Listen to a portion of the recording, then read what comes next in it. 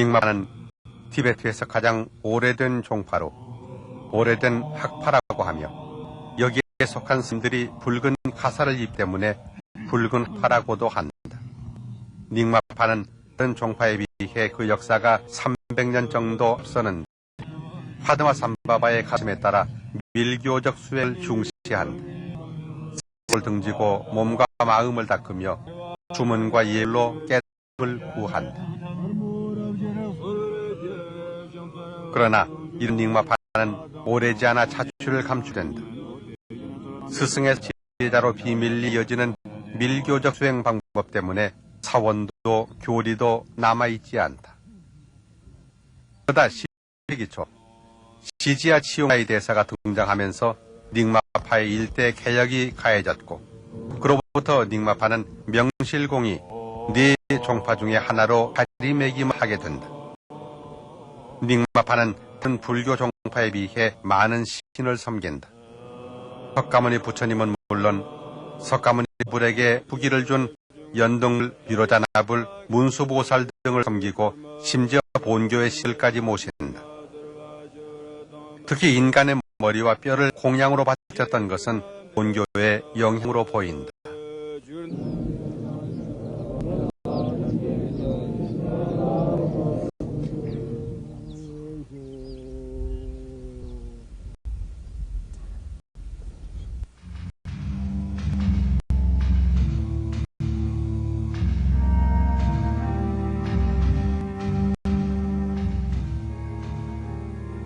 산타라키타의 두개골구와 파드마 삼바바가 입고 다녔다는 황금 지팡이는 중요한 보물로 안지되어 있다.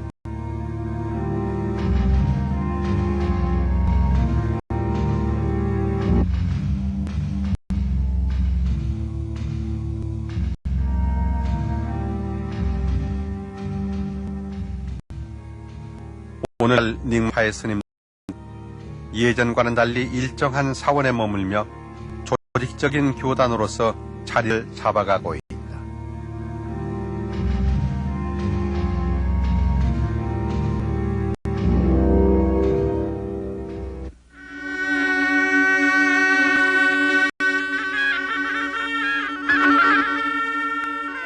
닉마파는 티베트의 불교 중에서도 밀교적인 영향이 가장 많이 남아있으며 전통적인 토속 신앙을 거의 그대로 합습했다. 그래서 티베트의 전통인 도장을 거행하는 것도 대부분 이 닉마파의 승려이다.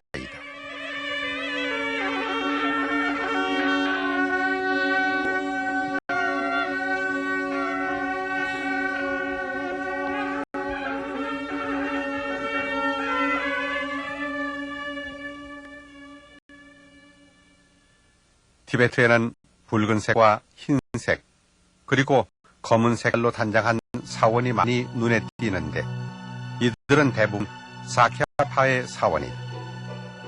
특히 강바와 암도 지역에서 자주 눈에 띈다. 사캬파는 바로 이 사캬원에서부터 유래한다.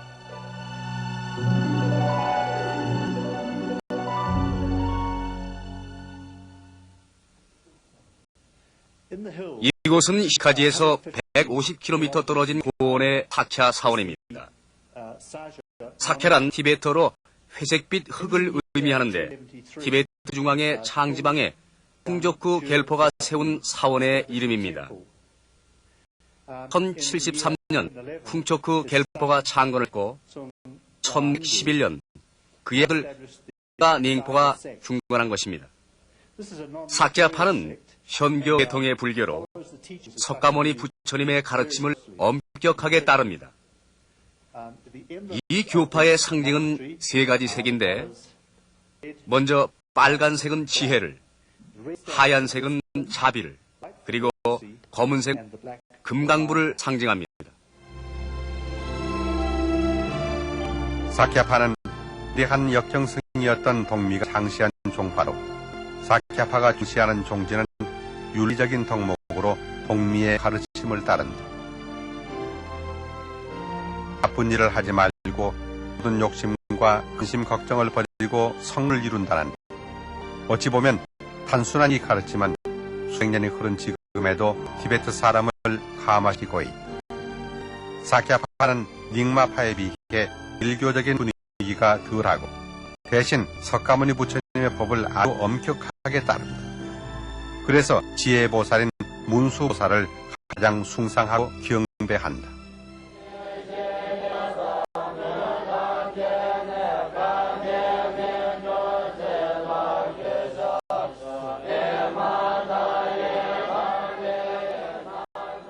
건성기에는 수만 명의 승려가 있었지만 현재는 몇백 명만이 남아있을 뿐이다.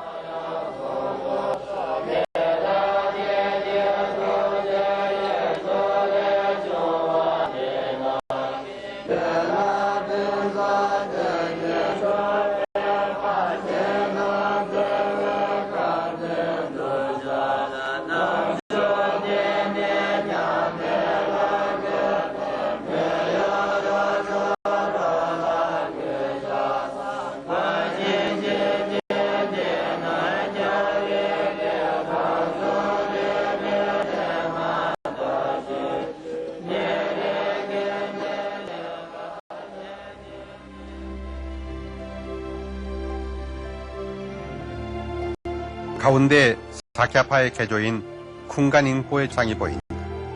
좌우로는 쇼파의 발전에 커다란 역할을 한 소남제모와 자바지안잔 등이다. 사키야파는 우수한 문화와 학문적인 분위기로 유명하다. 제4대 공정격인 쿵가겐제는 사키야파의 큰 스승이란 뜻으로 사키야 판디하라고 불리는데 금모와 경전에 통달했었다고 전해진다.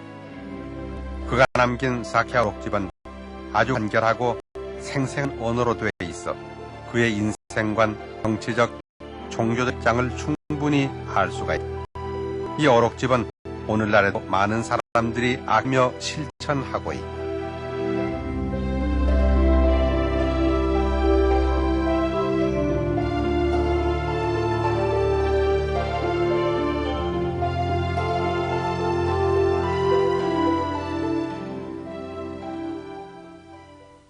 여기는 세 개의 큰 대들바 지붕을 바치고 있는 사키야 사원의 사키야 예불전입니다. 이 사원은 사키야파의 5대 종정인 팍파가 설계한 것으로서 재미있는 역사를 간직하고 있습니다. 팍파는 몽고의 쿠빌라이 칸의 왕으로서 원나의 재상이 되었는데 이것이 그의 조각이고 여기가 그의 자리입니다. 사키야 판디타를 제외하고 들 수 있는 사키야파의 고승호 팍파가 있다. 그는 사키야 판디타의 조카로서 어릴 때부터 총명하고 명민한 인물이었다. 3살에 이미 진언을 암송하고 8살에는 경전을 모두 외웠으며 그리고 9살이 되자 사원에 앉아서 설법을 폈다고 한다. 이런 그의 행적에 걸맞게 그의 이름 팍파는 티베트어로 신동을 의미한다. 그의 나이 7세 그는 삼촌 사키야 판디타를 이어서 사키야파의 종정의 자리에 오른다. 사키야 판디타는 1251년에 감숙성 무유에 있는 후안후아 사원에서 입적했다. 1260년 쿠빌라이 칸은 몽고 제국인 원나라를 세우자 팍파를 국가로 모시고 모든 승려를 관리하도록 했다.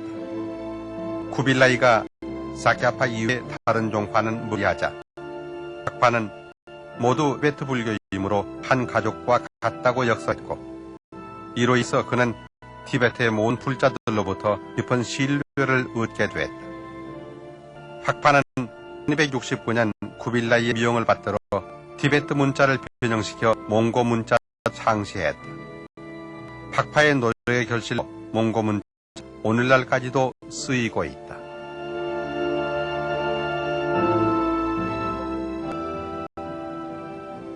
팍파는 2번이나 원나라 수도를 방문했는데 이때 국사라는 지위를 활용해서 티베트의 의학과 미술 그리고 불교를 원나라의 귀족들뿐만 아니라 한족들 사이에 널리 퍼뜨렸다. 티베트로 돌아온 그는 종교와 행정을 하나로 통일시켰다.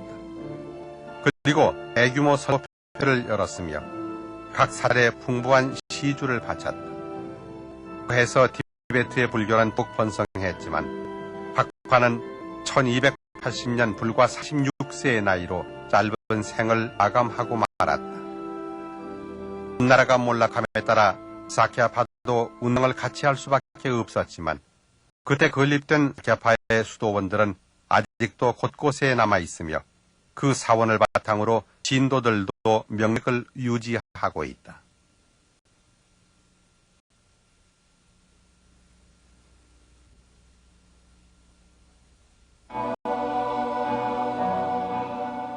그 다음으로 쓰이는 종파로는 카큐파가 있다. 7세기에서 12세기 사이에 카큐 내부에도 여러 개의 종파가 있었는데 타주 카큐, 파주 카큐, 카이바 카큐, 지공 카큐 등이 그 종파들이다. 카큐파의 창시자는 마르파와 그 제자 밀라레파다. 최초의 카큐파 사원은 다보 사원으로 1200년에 세워졌다. 그로부터 2년 후 라사에서 멀지 않은 곳에 구어 사원이 세워졌고 이 종파의 구심점이던 사원으로 자리 잡아갔다.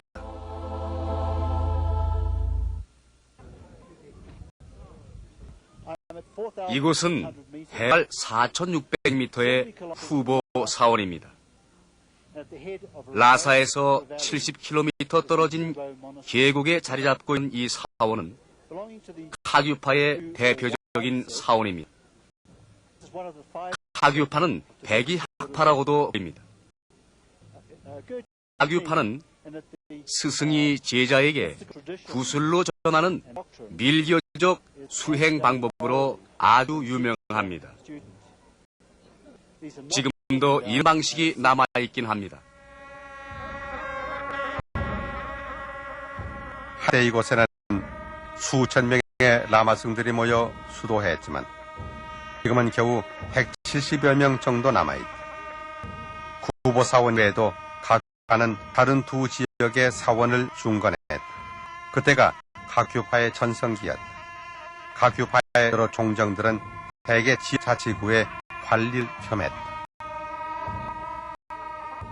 카큐파는 비밀한 가르침을 중시하는데 특히 무드라의 가르침을 주로 해서 스승이 제자에게 직접적인 구술의 방식에 의해서 가르침을 전수하는 것으로 유명하다.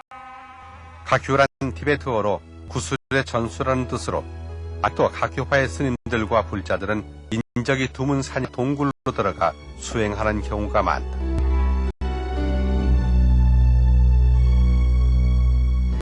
카큐파는 하얀 가사를 입기 때문에 백이학파라고 불리는데 흰옷은 결혼을 상징하는 것으로 카큐파의 조인 마르파와 밀라레파에게는 아내가 있었다.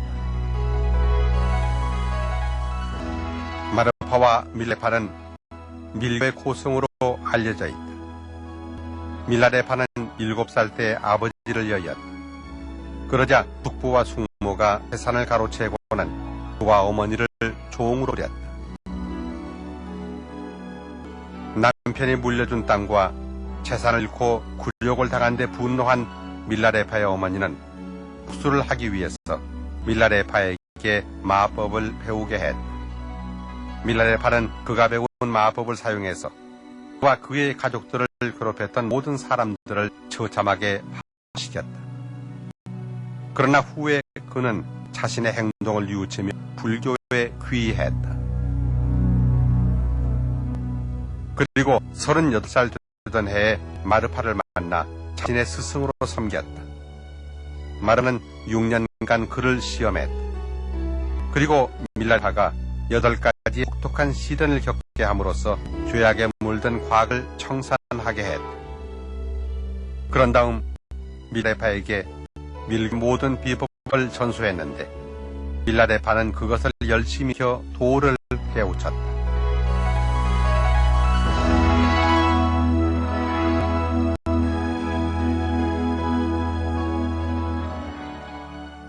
불의 환생이라는 티베트 불교의 독특한 교리는 바로 이 카큐파에서부터 시작했다.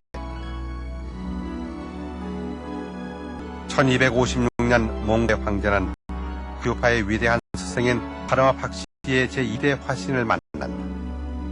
이때 왕으로부터 금으로 태를 두른 자를 선물로 받았다. 이때부터 티베트의 환생자, 즉 링포체 전통이 생겨난 것이다.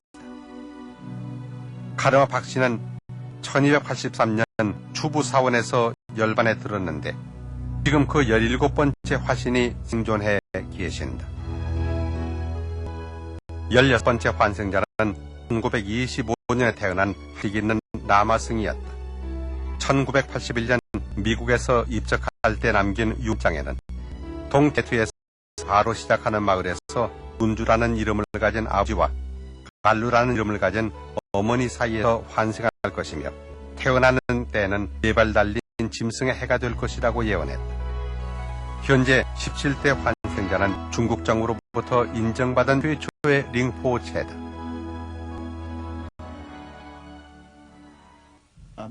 저는 지금 17대 링포체를 아련하는 자리에 있는데 몇 가지 여쭈어 보겠습니다. 지금 링포체의 나이와 고향, 그리고 부모님은 뭘 하는지요? 또 언제 이 사원에 들어오셨는지 그런 것도 좀 자세히 말씀해 주시면 고맙겠습니다. 아, 예. 17대 링포체 카르마 박씨는 지금 8살로 동티베트 바구아 마을에서 목동의 아들로 태어났습니다. 아버지와 어머니의 이름은 각각 두주와 갈루입니다. 17대 링포체께서는 부띠 해인 1985년 7월 27일에 태어나셨는데 티베트 달력으로 4월 보름입니다. 1992년에 16대 카르마 박씨 링포체의 환생자로 인정받고 사원에 들어오셨습니다. 이름은 카르마 박씨 우진 주어디 칠리 두어지에입니다.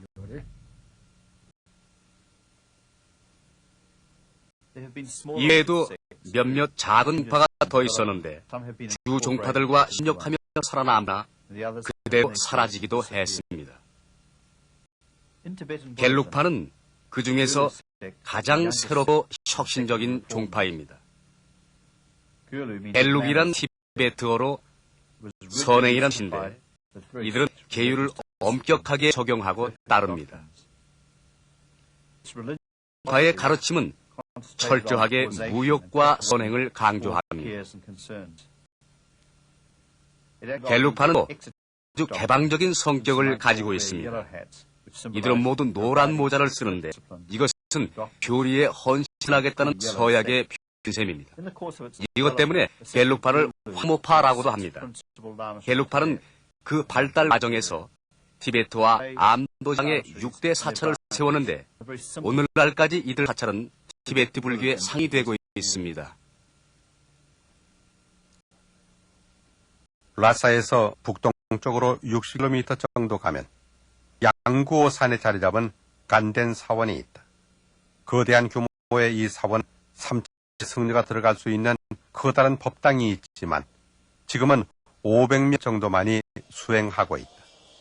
학식과 지혜로 명망이 있는 쫑카파가 세운 이 사원은 겔룩파의 중심부 역할을 하고 있다.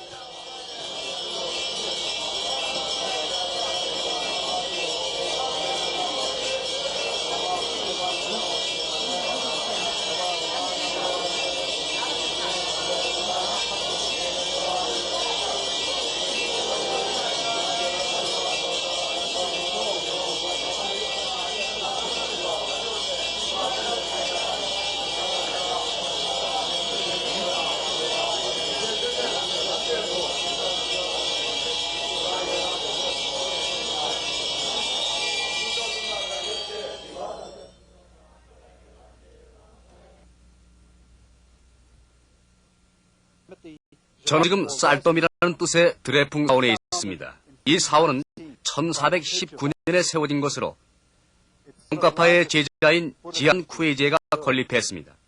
한때는 7,700여 명의 스님들이 수행하던 곳이었지만 지금은 10분의 1 정도만이 남아있을 뿐입니다. 라사에서 서쪽으로 있는 드레풍 사원은 겔룩파의 최대 사원이다. 이곳은 제2대 달라이 라마에서부터 5대 달라이라마가 또 생활을 한 곳이자 임시정부의 집무실로도 쓰였던 곳이다.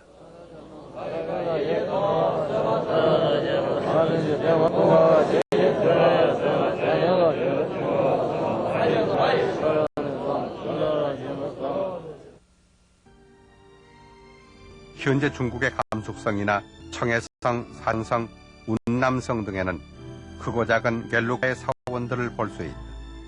그중엔 원래 다른 종파의 사찰이었던 것도 있지만 현재는 전부 갤루파에 속해 있다. 산골짜기와 계곡, 고원 여기저기 서 있는 사원들은 그 옛날의 영광과 전성기를 회상하면서 티베트 불교의 맥을 면면히 이어가고